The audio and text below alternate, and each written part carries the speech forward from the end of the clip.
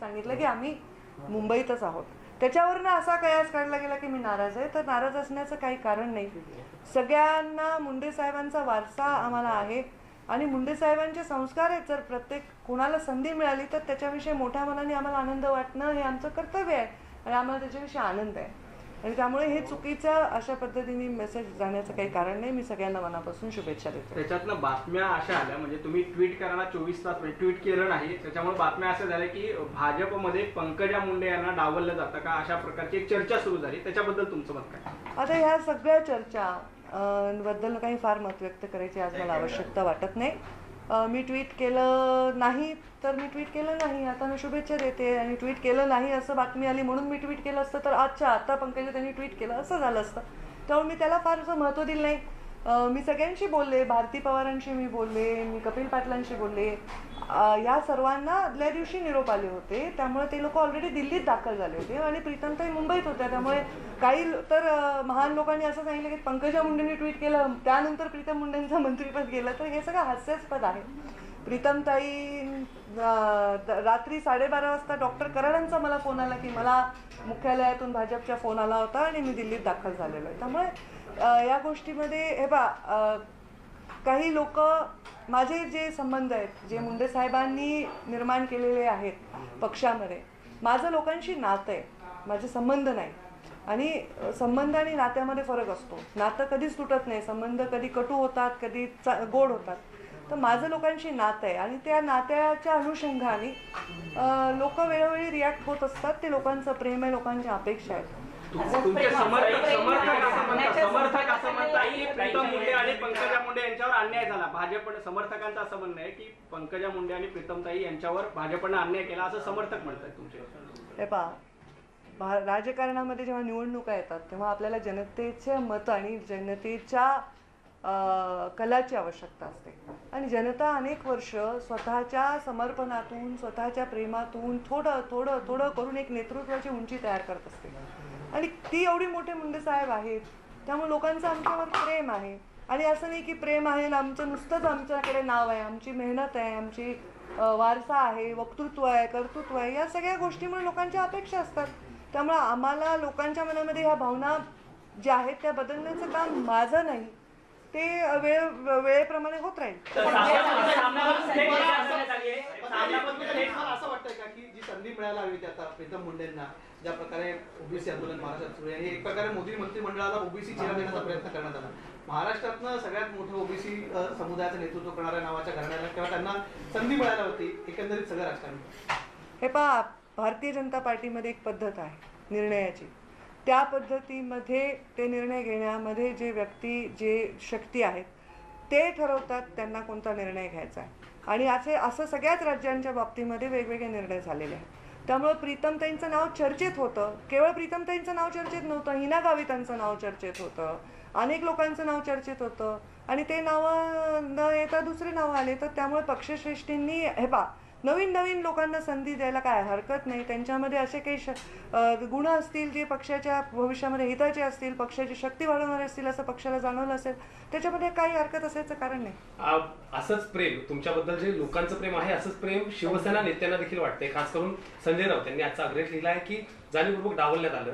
तर दुसरीकडे कोकणातले देखील एक नेते म्हणतायत की जे जे मुख्यमंत्री पदाच्या शर्यतीत आहेत त्यांना देवेंद्र फडणवीस बाजूला डावलतायत. तुमचं वैयक्तिक मत काय या सगळ्या याच्याबद्दल? हे जे मत असतं वैयक्तिक असतं, ते काही जाहीर प्रकट करायचा विषय नसतो. आज माझं हे मत आहे की प्रीतमताईंचं नाव होतं आणि त्या योग्य नाव होतं, असं नाही की अयोग्य होतं. केवळ मुंडे साहेबांची कन्या म्हणून नाही, त्या अत्यंत विक्रमी मताने निवडून आलेल्या आहेत. त्यांनी खूप छान काम केलं आहे. कधी पक्षाची एक बैठक बुडवली नाही, कुठलाही कार्यक्रम त्यांनी डावलला नाही. खूप कष्टाळू आहेत आणि खूप हुशार आहेत. तरुण चेहरा आहे, महिला आहे, बहुजन चेहरा आहे. त्यामुळे त्यांचं नाव हे न येण्यासारखं त्याच्यामध्ये काही नाही आहे. पण कदाचित पक्षाने एखादा निर्णय घेतला, केवळ प्रीतमताईंचंच नाव नाही आलं असं नाही, अनेक लोकांची नावं च्या ऐवजी दुसरे नाव आले. त्यामुळे चर्चा ही त्या नावाच्या वलयामुळे होत आहे आणि त्यामुळे मला वाटतं त्याला विराम द्यावा. पटलाय का पक्षाचा निर्णय? मला पक्षाचा निर्णय पटण्याचा विषय नाही, कारण पक्षाचा प्रत्येक निर्णय, जेव्हा मला पक्षाने फॉर्म भरायला लावला होता की मी तेव्हाही म्हणलं होतं आपल्या पक्षाची एक पद्धत आहे, मी एलिजिबल आहे का MLCला अप्लाय करायला, कारण मी निवडणूक लढवली. तेव्हा मला पक्षाने फॉर्म भरायला लावला होता आणि पक्षाने नंतर निरोप दिला की नाही आम्ही रमेश अप्पा कराडांना गेलतो. तर तोही निर्णय मला पटलाच होता, हाही निर्णय पटलाच आहे, कारण पक्ष हा आमच्या संस्कारामध्ये अंतिम सत्य आहे आणि पक्षाने जो निर्णय घेतलाय तो पटणं आणि न पटणं हा विषय नसतो. सामनामध्ये पंकजा मुंडे यांना खतम करण्याचा डाव भाजपात असं थेट लिहिलं गेलंय. सामनामध्ये पंकजा मुंडे यांना खतम करण्याचं म्हणजे त्यांचं राजकारण खतम करण्याचं भाजपाचा डाव असल्याचं थेट लिहिलं गेलंय. याकडे कसं पाहताय? मला वाटत नाही की भाजपाला मला संपवायचं आहे. मला वाटत नाही मी एवढी खूप मोठी आहे की मला संपवण्यासाठी अगदी प्रधानमंत्र्यांपासून कामाला लागतील. त्यांनी जे लिहिलंय ते मी वाचलं नाही, ते वाचल्यानंतरच मी त्याच्यावर काही प्रतिक्रिया. मुंडेंना पर्याय म्हणून करार केले जातात का? कारण रमेश कराडांना तुमच्या वेळेला संधी मिळाली, त्याच्यानंतर भागवत कराडांना आता प्रीतमताईंच्या ऐवजी संधी मिळाली, तर मुंडेंना पर्याय म्हणून ओबीसीचं नेतृत्व म्हणून कराडांना पुढे केले जातात. आणि याला लागूनच वंजारी समाजामध्ये फूट पाडण्याचा प्रयत्न भाजपाकडून होतोय अशा पद्धतीची राजकीय चर्चा देखील रंगते. हे पहा, मी राजकारणात जे आले ते व्यवसाय म्हणून नाही आले, मी राजकारणात एक व्रत म्हणून आले. माझ्या मुंडे साहेबांचा माझ्या पित्याचा अचानक मृत्यू झाला आणि त्या मृत्यूनंतर बिखरलेला सगळा हा समाज जो अत्यंत संतप्त होता, त्यांच्या मनामध्ये अत्यंत प्रश्नांचं काहूर होतं, त्यांना एका ठिकाणी आणणं हे माझ्यासाठी फार मोठं चॅलेंज होतं. आणि मुंडे साहेबांनी आयुष्यातले 50-40 वर्ष खपवून एक ठिकाणी सगळं व्यवस्थित घडी बसवलेली होती. त्या घडीला विस्कटू देऊ नये एवढी साधी माझी जबाबदारी आहे. आता ही माझी जबाबदारी मी पूर्णपणे पार पडते. माझ्या समाज म्हणजे मी फक्त वंजारी समाजाची आहे हे मला मान्य नाही, कारण जाती रचना मला मान्य. वंजारी समाजात माझा जन्म आहे, वंजारी समाजाचा आयुष्यभर मी ते जन्माचा अभिमानाने बाळगणारा व्यक्ती आहे. पण वंजारी समाजाबरोबर मी या राज्याची एक महिला नेता आहे, राज्याची एक सगळ्या म्हणजे मला वाटतं की महाराष्ट्रामध्ये सगळ्याधिक जास्त सभा सर्व समाजाच्या उमेदवारांच्या मी घेते. ते एक चांगली वक्ता आहे का? मला फक्त समाज म्हणून बघणं हे पण मला वाटतं चुकीचं आहे.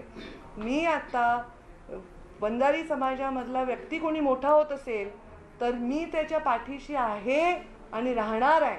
फक्त मुंडे साहेबांनी ज्या पद्धतीने या गोष्टी हाताळल्या त्याच पद्धतीने हाताळावं. कोणा गरिबाला वाटू नये की आमचा साहेबांसारखं हे नाही, एवढी काळजी सगळ्यांनी घेतली पाहिजे. त्यांना जी संधी मिळाली आहे ती संधी त्यांचं नेतृत्व मोठं करण्यासाठी किंवा पक्षाने त्यांच्यावर विश्वास टाकला आहे. बघू आता त्याच्यामध्ये आणखी किती ताकद वाढवते. माझी अपेक्षा आहे की जर जास्त लोकांना म्हणजे पंकजा मुंडे आणि प्रीतम मुंडे म्हणजेच वंजारी समाज नाही आहे, इतर लोकही म्हणजे वंजारी समाज आहे, तर त्यांच्यामुळे आणखी ताकद वाढण्याची आपल्याला चित्र दिसलं पाहिजे. आपण त्याचा अभ्यास करू काय होईल पुढे भविष्यामध्ये आणि त्याचा ताकद वाढेल अशी शुभेच्छा देते मी. पण ज्यांना संधी दिली मंत्रिमंडळात, ज्यांना संधी दिली गेली मंत्रिमंडळात विशेष करून महाराष्ट्रात, त्याच्यापैकी जवळजवळ 4 पैकी 3 लोक तर पक्षाच्या बाहेरनं आलेले आहेत. पण पक्षाच्या निष्ठावंतांना डावलून बाहेरनं येणाऱ्यांना संधी दिली गेली आहे. तुम्ही ज्येष्ठ नेता आहात पक्षाचे. मी ज्येष्ठ नाही आहे, मी लहान आहे, तरुण आहे अजून. पण आता कसं असतं, पक्ष वाढवण्यासाठी पक्षातले जे मुख्य नेते असतात ते खूप चांगले निर्णय घेत असतात की हा पक्ष खूप ताकदवर व्हावा. म्हणून मला वाटतं की इव्हन आता ज्या विधान परिषदा दिल्या त्याच्यामध्ये पण काही नवीन लोकांना संधी दिली, नवीन नेतृत्वांना संधी दिली. म्हणजे जेव्हा आम्ही महायुती केली तेव्हा राजू शेट्टी, महादेव जानकर हे सगळे जण आमच्याबरोबर जोडले गेले होते. आता नवीन चेहरे आले आणि नवीन विधान परिषदा राज्यसभा आल्या, त्यांनी पक्षाची अफाट ताकद वाढणार आहे असं पक्षाच्या श्रेष्ठींना नेत्यांना वाटत असेल तर मला त्याच्यावर विश्वास त्याच्यावर दाखवला पाहिजे आणि मला शुभेच्छाही दिल्या पाहिजे की ताकद पक्षाची वाढली तर हा निर्णय योग्य ठरेल. आणखी एक प्रश्न या निमित्ताने उपस्थित होतो. जे टीम देवेंद्रमध्ये आहे तेच टीम नरेंद्र यांच्यामध्ये गेलेत असा एक सोशल मीडियामध्ये मेसेज व्हायरल होतो. तुम्हाला काय वाटतं की खरंच असं काही झालंय का मंत्रिमंडळ विस्ताराबद्दल? मला माहित नाही टीम देवेंद्रमध्ये कोण कोण आहेत आणि टीम नरेंद्रमध्ये कोण कोण आहेत. भारतीय जनता पार्टीला हे मान्य नाही ना. Team Devendra, team Narendra. भारतीय जनता पार्टीला पक्ष प्रथम म्हणजे नाही, राष्ट्र प्रथम, द्वितीय पक्ष आणि तृतीय मी असं आमचं आहे. आमच्याकडे हे मान्यच नाही ना. मीपणा आमच्याकडे मान्य नाही आहे. आमच्या संस्कृतीला मी असं म्हणणं मान्य नाही. आपण आम्ही सर्व असं म्हणणं मान्य आहे. त्यामुळे मला वाटत नाही की तशी कुठली टीम असणं पक्षाला मान्य आहे. तुम्हाला असं वाटतं का असं ताई, तुम्हाला असं वाटतं का की भाजपमध्ये मी म्हणण्याची काही संस्कृती वाढली असं वाटतं? मी भारतीय जनता पार्टीच्या संस्कृतीला सन्मान करणारी एक सामान्य कार्यकर्ता आहे आज. कारण मी कोणती मंत्री नाही, मी कोणत्या पदावर नाही. त्यामुळे मी एक सामान्य कार्यकर्ता आहे आणि मी वेळोवेळी सांगितले की भारतीय जनता पार्टीचा सन्मान करणारी मी सामान्य कार्यकर्ता आहे. आणि पक्षनिष्ठा हे माझ्या बापांनी मला संस्कारात दिलेली आहे. अटल बिहारी वाजपेयी, लालकृष्ण अडवाणी तेव्हा देशाचं नेतृत्व करत होते आणि तेव्हा राज्यात मुंडे महाजन नेतृत्व करत होते. तेव्हा अगदी तळागाळातला एक एक व्यक्ती आणून पक्ष शून्यातून इतका मोठा करण्यामध्ये योगदान दिल्यामुळे आम्हाला पक्ष आमच्यासाठी एक नातं आहे, एक जणू एक प्रेमाचा संबंध आहे. त्यामुळे आपण ज्यांच्यावर प्रेम करतो त्यांच्यावर त्यांची संस्कृती काढणं हे माझ्या संस्कृतीत बसत नाही. ओबीसीवर सगळा हा गोंधळ सुरू आहे, पण नेतृत्व तुम्ही पुन्हा एकदा ओबीसीच्या सगळ्याहून करताय. मागच्या काही दिवसात मी नेतृत्व नाही, मी कार्यकर्ता आहे. पण चक्काजाम पासून तुम्ही परत फ्रंट फुटवर दिसताय. या सगळ्या पार्श्वभूमीवर सेना असेल किंवा इतर नेते कुठेतरी या सगळ्या नेतृत्वामध्ये फूट पाडण्याचा प्रयत्न असं म्हणता येईल. कारण सामनाचा अग्रलेख पाहिला, विनायक राऊतांनी त्याबद्दल स्टेटमेंट केलं की जाणीवपूर्वक मुख्यमंत्री पदाच्या रेसमधले सगळे नेते देवेंद्रजी संपवत आहेत. ते एकंदरीत बघताय का ह्या सगळ्या पुढच्या लढ्याला वेगवेगळं पाडण्याचा प्रयत्न? हे पण तुम्ही लोकशाहीचा चौथा स्तंभ आहात. जे आम्ही बघतो ते आम्हाला दिसतं, त्याच्या पलीकडचं तुम्हाला दिसतं. त्यामुळे तुमचे काय मत आहे त्याच्यावर मी पुढच्या महिन्याभर अभ्यास करते आणि मग बघते काय. एका बाजूला प्रीतम मुंडे रेकॉर्ड ब्रेक मतांनी निवडून आलेले आहेत. बीडमधनं पहिल्यांदा त्यांनी रेकॉर्ड केलं, त्याच्यानंतर दुसऱ्यांदाही त्यांनी रेकॉर्ड ब्रेक मतांनी खासदारकी पदाला निवडणूक दिली. त्या तुलनेमध्ये इतर जी नावं दिसत आहेत, भारती पवार आहेत, त्या लगेच राष्ट्रवादीमधनं इकडे आलेले आहेत. त्यानंतर भागवत कराड असतील, पहिल्यांदाच राज्यसभेचे खासदार आहेत आणि एका वर्षभरामध्ये त्यांना थेट केंद्रीय अर्थ राज्यमंत्रीपद मिळालं. तुम्हाला असं वाटत नाही का की प्रीतम मुंडे सलग 2 वेळेला विक्रमी लांब झाला तर त्याच्याबद्दल तुम्हाला काय वाटतं? तुमचा पण प्रश्न घ्या म्हणजे एकत्र. माझा प्रश्न असा आहे की संजय राऊतांचा दरम्यान तुम्हाला काही फोन वगैरे झाला का? सामनामध्ये इतक्या तुमच्या बाजूनी लिहिल्यासारखं किंवा तुमच्याशी बोलून लिहिल्यासारखं सांगतायत तिथे? नाही, आधी माझ्या प्रश्नाचं ते इतके फ्री विचारांचे आहेत आणि त्यांचा एवढा मोठा अभ्यास आहे, त्यांना माझ्याशी बोलण्याची आवश्यकता नाही. त्यांनी जे लिहिलंय ते त्यांचं स्वतःचं मत आणि ते त्यांचे फार स्ट्रॉंग मत आहेत. त्यामुळे मी त्यांच्याशी बोलण्याची आवश्यकता नाही. प्रीतमताई लोकसभेला जे निवडून आल्या, मला वाटतं की मुंडे साहेब जेव्हा निवडून आले ना, त्या निवडणुकीमध्ये मी एकटीच होते. आमचा एकही आमदार नव्हता जिल्ह्यामध्ये आणि माझ्या पायाला फोड आले होते आणि मी पट्ट्या बांधून प्रचार केला पक्षाचा. आणि प्रीतमताई निवडून लेकीला ज्या उभ्या राहिल्या त्या बापाच्या मृत्यूनंतर राहिल्या, त्यामुळे रेकॉर्ड ब्रेक करणारच होत्या त्या. पण आता जी निवडणूक त्या जिंकल्या ती निवडणूक त्यांच्या मेरिटवर त्या जिंकल्या. तरीही प्रीतमताई निवडणुकीच्या उमेदवार आहेत का नाही इथून चर्चा होती. म्हणजे प्रीतम मुंडे निवडणुकीच्या उमेदवार राहणार नाहीत. आम्ही हे जे कष्ट केलेत ना हे पक्षासाठीच केलेत. माझ्याकडे येणारी गर्दी ही पक्षासाठीच आहे. त्यामुळे हे म्हणणं की मी वेगळी आहे आणि पक्ष वेगळा आहे हे मी म्हणू शकत नाही. आणखी कोणी म्हणत असेल तर मला त्याच्याविषयी काय म्हणणं नाही. माझं एवढंच म्हणणं आहे की आता हे जे पक्षामध्ये नवीन एडिशन झाले आहेत त्यांचंही स्वागत आहे. ज्यांना मंत्रिपद मिळाले त्यांचंही स्वागत आहे. आणि त्या मंत्री मिळालेल्या लोकांमुळे जर प्रत्येक मत जरी भारतीय जनता पार्टीमध्ये वाढत असेल तर त्याचंही स्वागत आहे. तुम्ही हे सांगताना तुमच्या डोळ्यात पाणी आम्हाला दिसतंय. तुम्हाला कुठेतरी दुःख या गोष्टीचं होताना आम्हाला दिसतंय की पक्षासाठी तुम्ही पायाला फोड असताना प्रचार केला किंवा पक्षासाठी कष्टा काढला, कुठेतरी मनाला काहीतरी लागतंय. मनाला काही लागत नाही. मुंडे साहेबांची आठवण आली कारण मुंडे साहेबांना शपथही घेता आली नाही. ते निवडून आले आणि 3 जूनला ते गेले. म्हणजे गमतीचा भाग असा आहे की माझ्या आईला पेन्शन मिळते तर ती पेन्शन त्यांना दुसऱ्या टर्मची मिळत नाही, शेवटच्या टर्मची. कारण मुंडे साहेबांनी खासदारकीची शपथ घेतली नव्हती. ते शपथ घ्यायच्या आधीच गेले. 17 दिवसात मुंडे साहेब गेले. म्हणजे हे केवढं मोठं घोर दुःख आहे. प्रीतम ते काही राजकारणात मिरवण्यासाठी नाही आल्या, लोकांना शांत करण्यासाठी आल्या. त्यांचं काय राजकारण नाही आहे. त्यांचं राजकारण हे फक्त तिथे मी राजकारणात तर मुंडे साहेब मी राजकारणात आहेच. मी मुंडे साहेब राजकारणात असल्यापासून आहे आणि मी खूप भाग्यवान आहे की मुंडे साहेबांनी मला राजकारणाचे धडे दिले आणि म्हणून मी जिथे बसू शकते ते मी आज इथे बसले आहे. आणि तुम्ही सगळे जे इथे आहेत ही फार मोठी पुण्याई आहे आणि 25, 30, 40 वर्षानंतर ती येते. जरी मी आज सुरुवात केली ना, मला म्हणजे कोणी कोणतंही पद जर दिलं आज मला, तर इथून पुढचे 20 वर्ष मला काम करावं लागतं त्या उंचीवर पोहोचण्यासाठी. ताई, ओबीसी मध्ये खूप सारे वाद आहेत. ओबीसी नेता जे आहे कोण असावा असं तुम्हाला वाटतं? ओबीसीचे नेतृत्व करण्यासाठी खूप सारे वाद आहेत. हे काय चुकीचं आहे. कोणी नेता असावा मला एक तर कळत नाही. सारखं जातीवादी प्रश्न का विचारले जातात? महाराष्ट्राचा नेता असतो, महाराष्ट्राचा नेता असतो, नेती नसते, नेता नसतो. ओबीसीचा नेता, मराठाचा नेता, ब्राह्मणाचा नेता, मारवाड्याचा नेता, ही काय पद्धत आहे? नेता नेता असतो. हे सुद्धा भारतीय जनता पार्टीच्या संस्कृतीच्या विरोधात आहे, जातीवार नेता असणं. हा, ओबीसीचे प्रश्न गंभीर आहेत, त्याच्यावर आवाज उचलणार मी. मराठा समाजाला आरक्षण नाही मिळालं, त्याच्यावरही आवाज मी उचलणार. जो वंचित आहे आणि जो पीडित आहे त्यांचा वाली आणि वाणी बनणं हे मुंडे साहेबांचा जीवनामधला एक प्रवास होता.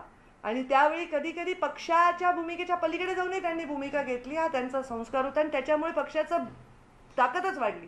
पक्षाची ताकद कमी कधी झाली नाही. ज्या ओबीसी आरक्षणासाठी गोपीनाथ मुंडेंनी संघर्ष केला, जिस तरीके से प्रीतम ताई का नाम चल रहा था इस दिन तक, आखिरी समय तक कि वो मंत्री बनने जा रही हैं, लेकिन फाइनल जो नाम सामने आया उसमें प्रीतम ताई नहीं थी. आपने खुद ट्वीट करके इसकी जानकारी दी. कैसे देखते हैं, क्या प्रीतम ताई जो 2 बार वहां से निर्वाचित होकर आई हैं, उनको क्या साइडलाइन करने की कोशिश की गई क्या पक्ष के जरिए?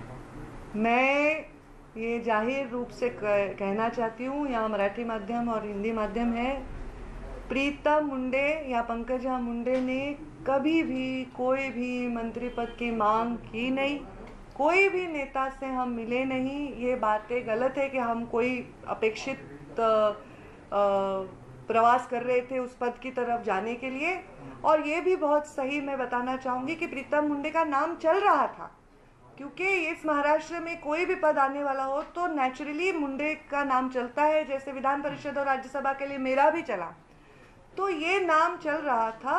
और जब ये नाम चल रहा था और कुछ नाम अचानक सामने आए, वैसे हिना गावित जी का भी नाम चल रहा था. उनके भी पिता मंत्री रहे हैं, वो भी भारतीय जनता पार्टी में इतने सालों पहले आए हैं, उनका भी नाम चल रहा था.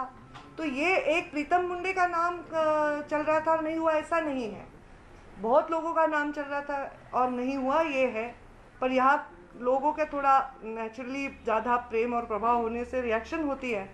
मैं ये कहना चाहूँगी, हमने कोई मांग नहीं की थी और हमें पार्टी के निर्णयों से कोई आपत्ति होने का कोई कारण नहीं. जो भी चुने गए हैं आज मंत्रिमंडल में पूरे देश में, मैं उनका अभिनंदन करती हूँ और उनको शुभेच्छा देती हूँ, उनको शुभकामनाएं देती हूँ कि बहुत अच्छा काम करे और मोदी जी ने जो विश्वास उन पर रखा है उसके लिए खरे उतरे. भाई, जिन 4 लोगों को मंत्री पद दिया गया महाराष्ट्र से, उसमें से 3 बाहर से आए हुए लोग थे, कुछ तो चुनाव के ठीक पहले आए हुए लोग थे. तो क्या पुराने जो कार्यकर्ता थे, चाहे वो आपके परिवार से हो या कहीं किसी दूसरे कार्यकर्ता हो, उनको दरकिनार करने की कोशिश की गई है? देखिए, मैं ये सोचती हूँ कि मुंडे जी ने मैं राजनीति मेरे लिए व्यवसाय नहीं है, मेरे लिए व्रत है. और मेरे पिताजी के मृत्यु के बाद वो व्रत ज़्यादा कठिन परिस्थितियों से गुजरकर मैं निभा रही हूँ. मेरी बहन तो पिताजी के गुजरने के बाद राजनीति में आई. मैं सोचती हूँ अगर हमारा कार्यकर्ता कोई बड़ा होता है तो नेता के लिए वो सबसे बड़े फक्र की, अभिमान की बात है. और अगर किसी और को समाज में उतनी ऊंचाई मिलती है जितनी नेता को मिली, तो वो नेता की सही जीत है. तो किसी को कुछ मिला, इसमें कोई दुख होने की बात नहीं है. हाँ, ये ज़रूर आप कह रहे हैं कि कोई लोग नए आए हैं, पर वो नए आए हैं तो विचारपूर्वक पार्टी ने निर्णय लिया होगा जिसमें पार्टी की ताकत बढ़ती होगी और पार्टी को बहुत सारा बदलाव आगे नजर आएगा, ऐसा लगता है. और वो उनका ज़्यादा अभ्यास है हमसे. मराठवाड़ा में क्या मुंडे परिवार को या मुंडे का प्रभाव कम करने की कोशिश की जा रही है? मुंडे जी का प्रभाव सिर्फ मराठवाड़ा में नहीं है. मैं तो अभी दूसरे राज्यों में भी जाती हूँ, बहुत प्रभाव है और वो कम करने की कोशिश में बढ़ता है, ऐसा मेरा अनुभव है. तो कोई कम करने की प्रयास कर रहा है ऐसे मुझे नहीं लगता. जिस तरह से एक ओबीसी चेहरा देने की कोशिश की थी मंत्रिमंडल को, माना जा रहा था कि महाराष्ट्र में सबसे बड़ा ओबीसी नेतृत्व का नाम मुंडे साहब से जुड़ा हुआ है. ऐसे में उनके परिवार में किसी को मंत्री पद देना, हालांकि 2 टर्म MP रह चुकी है प्रीतम मुंडे, उनको देना ज़्यादा लाजमी नहीं था. या फिर मुंडे परिवार हो या फिर महाजन परिवार हो, पूनम महाजन का भी नाम चला था आपके परिवार से जुड़ा, क्या ऐसे में उनको देना लाजमी नहीं? देखिए, मैं सोचती हूँ जिनको मिला है वो भी तो मुंडे परिवार ही है। जो आज इस पद पर विराजमान हुए वो तो मुंडे जी ने ही बनाए, मुंडे जी ने उनको संस्कार दिए। तो हमारे लिए हम और पार्टी हम अलग परिवार मानते नहीं हैं, और उनको मिला है तो हमको उसमें दुख की बात नहीं है, हमको आनंद ही है। और मैं सोचती हूँ कि इसमें ताकत बढ़ रही है पार्टी की, ऐसा मैं सोच रही हूँ। शायद पार्टी ने ऐसा निर्णय लिया है, विधान परिषद में भी बहुत लोगों को इसमें नए नए लोगों को शामिल किया है, तो पार्टी की ताकत बढ़ रही होगी, पार्टी का अपना अभ्यास होगा। लेकिन ऐसा विधान परिषद के वक्त आपको विधान परिषद में आपका पुनर्वास किया जाएगा, ऐसी चर्चा थी। इसके बाद में ये भी चर्चा थी कि शायद आपको देखो, कोई बाढ़ मेरे घर में नहीं आई है, मेरा घर बह नहीं गया है, मैं आश्रित कहीं होने का एप्लीकेशन नहीं करी हूँ। मेरा पुनर्वसन कौन क्यों करेगा? मेरा पुनर्वसन जिसका किया जाता है वो जो बर्बाद हो चुका है, जिसको जो बह चुका है, खत्म हो चुका है। मेरे पुनर्वसन ये शब्द मुझे मान्य नहीं। लेकिन जिस तरीके से विधान परिषद के समय में आपका नाम सबसे आगे चर्चा में था, विधान परिषद की सीट आपको दी जाएगी, वहाँ पर भी नए लोगों को मौका मिला। फिर यहाँ पे चर्चा प्रीतम ताई का था, वहाँ पे भी नए लोगों को मौका मिला। तो इससे कई समर्थकों में क्या किसी तरीके का रोष है? क्योंकि आप लगातार जरूर देखिए, मैं ये साफ कहती हूँ, मेरे मन में इसमें कोई आपत्ति नहीं है। ये पार्टी का निर्णय है, इन निर्णय प्रक्रिया से मैं गुजर चुकी हूँ और मुझे इसमें कोई आपत्ति होने का कारण नहीं। पर समर्थकों का एक प्रेशर होता है, जो आदमी मासेस के साथ काम करता है उसको मास का प्रेशर होता है। जो आदमी लॉयल हमारे से सालों तक जो वोटर रहा है उसका थोड़ा प्रेशर होता है, तो नेचुरली समर्थकों में थोड़ा सा नेगेटिविटी है। ये मैं कैसे नकार सकती हूँ, पर उसका मुझसे या मेरे परिवार में कोई नेगेटिविटी उस बारे में नहीं। एक जमाने में मुंडे साहब भी पर इसी तरह का प्रेशर था, उनको पार्टी में दरकिनार किया जा रहा है, ऐसी चर्चाएं थी। उस वक्त मुंडे साहब ने लगभग पार्टी में अपनी नाराजगी जाहिर की थी। उन्होंने तब पार्टी छोड़ने तक का निर्णय लिया था। सुषमा स्वराज जी ने उनको समझाया था, उनके बंगलों पर एक प्रेस कॉन्फ्रेंस हुई थी सुषमा स्वराज जी के बंगलों पर, तब मुंडे साहब ने अपना निर्णय पीछे लिया था। जब ऐसे एक मास लीडर को दरकिनार किया जाता है तो क्या ऐसी भावनाएं आती है लीडर के मन में, जिस तरह से मुंडे साहब के मन में आई थी, ऐसी भावनाएं आती है? मैं अभी मुंडे जी यहाँ नहीं है तो उनके बारे में ये कहना भी गलत होगा, क्योंकि उन्होंने इस पार्टी को अपने बच्चे की तरह पाला पोसा है। तो वो आज नहीं, और पार्टी में ही वो पैदा हुए, राजनीति में और पार्टी में ही उनका अंतिम श्वास उन्होंने लिया। मेरे मन में क्या है, तो मैं संघर्ष है, जो संघर्ष शायद मेरे मुंडे साहब के घर में पैदा होने में, हमारे प्रॉपर्टी में जैसे किसी को कुछ जायदाद मिल जाती है वैसे मुझे मिल जाता है, उसके बारे में मुझे आपत्ति नहीं है। मुझे बिल्कुल लगता नहीं है कि ऐसा कुछ निर्णय करने की आवश्यकता है। मैंने हर बार ये कहा कि हर समय बदलता रहता है। अगर नए लोगों को वो कुछ ना कुछ नया रोल दे रहे हैं तो पार्टी को उसके फायदा या नुकसान जो भी है वो उसका भी इवॅल्युएशन करेंगे। मुंडे साहेबांनी ओबीसीच्या प्रश्नावर संघर्ष केला आयुष्यभर, तुम्ही सुद्धा ओबीसीच्या प्रश्नावर रस्त्यावर उतरला आहात। आता तुमची पुढची भूमिका कशी असेल? माझं मराठी समजत असेल तुम्ही तुमची भूमिका काय असेल? ओबीसीच्या संघर्षासंदर्भात तुमची पुढची भूमिका काय असेल? मैं दोनों बात कर, ओबीसी के विषय में मैंने ये कहा था कि ओबीसी के राजकीय आरक्षण को फिर से पुनर्स्थापित किए बिना चुनाव नहीं होने चाहिए, ये बात पर मैं कायम हूँ। अभी जो बाई इलेक्शंस हो रहे हैं उसमें सर्वोच्च न्यायालय में सरकार ने खुद याचिका की थी, हम भी उसके बारे में प्रतीक्षा में थे। उसमें ऐसा निर्णय हुआ है कि ये चुनाव ऐसे ही। मैं सरकार से ये दरख्वास्त करूँगी, विनती करूँगी कि कृपया करके जो मुख्य चुनाव है उसके पहले ये एम्पिरिकल डाटा का विषय कंप्लीट करे।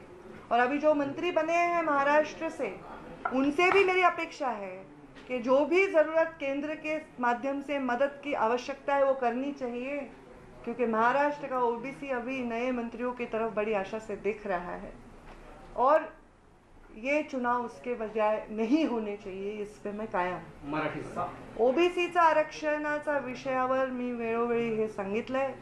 ओबीसीचा आरक्षण सुरक्षित करून पुनर्स्थापित केल्याशिवाय राज्यामध्ये निवडणुका झाल्या नाही पाहिजे, तो ओबीसीवर घोर अन्याय आहे। आणि हे होण्यासाठी सरकारने सर्वोच्च न्यायालयामध्ये एक याचिका केली होती.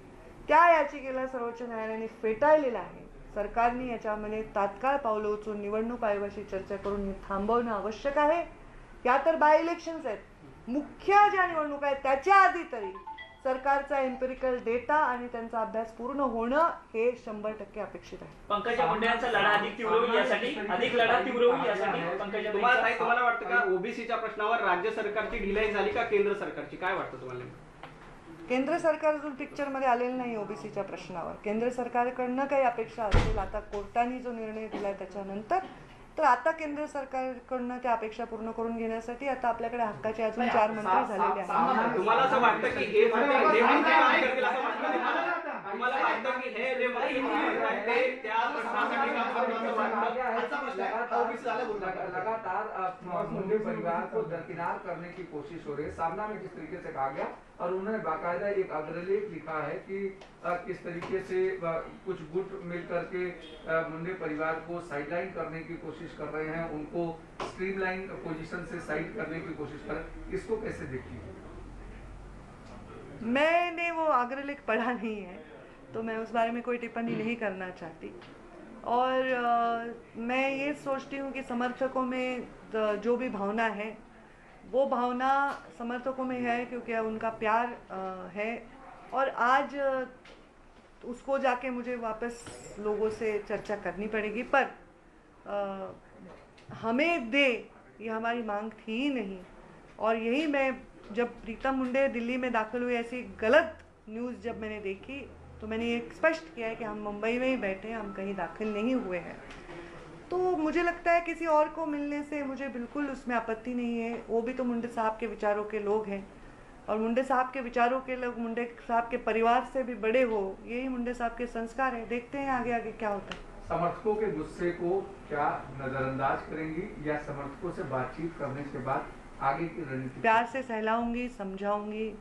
मैंने कहा कि मेरे जो लोग हैं, जो मुंडे साहब के फॉलोअर्स हैं, वो मेरे फॉलोअर्स नहीं, मेरा परिवार है और उनसे मेरा संबंध नहीं, मेरा नाता है. संबंध कटुता हो सकती है, उसका संबंध में मिठास हो सकती है, पर नाता ये हमेशा रहता है स्थिर और वो मेरा रहेगा, ऐसा मुझे विश्वास है. ऐसा काम मुझे करना पडेगा हमेशा. तर शेवटचा प्रश्न, एकनाथ खडसेंच्या ईडी चौकशी केली आहे, तुम्हाला काय वाटतं की ज्या पद्धतीनं आरोप होतोय की केंद्र सरकार एजन्सीचा गैरवापर करतं? हे पहा, मला असं वाटतं की ईडी, CBI, CID या फार मोठ्या इन्व्हेस्टिगेशन एजन्सीज आहेत. त्यांच्या इन्व्हेस्टिगेशन एजन्सीमध्ये जेवढा कमी आपण टिप्पणी करू तेवढा योग्य न्याय होईल. त्याच्यामध्ये चूक असेल तर त्यांचा न्याय होईल, बरोबर असेल तर तसा न्याय होईल. त्याला आपण कुठे डिस्टर्ब करू नये. खडसे साहेबांच्या या ईडीच्या चौकशीमध्ये त्यांना कुठेतरी मीडियातून आपण त्याच्यामध्ये काही भाष्य करणं वगैरे अयोग्य आहे असं मला वाटतं, कारण त्याची एक्सपर्ट मी नाही. थँक्यू.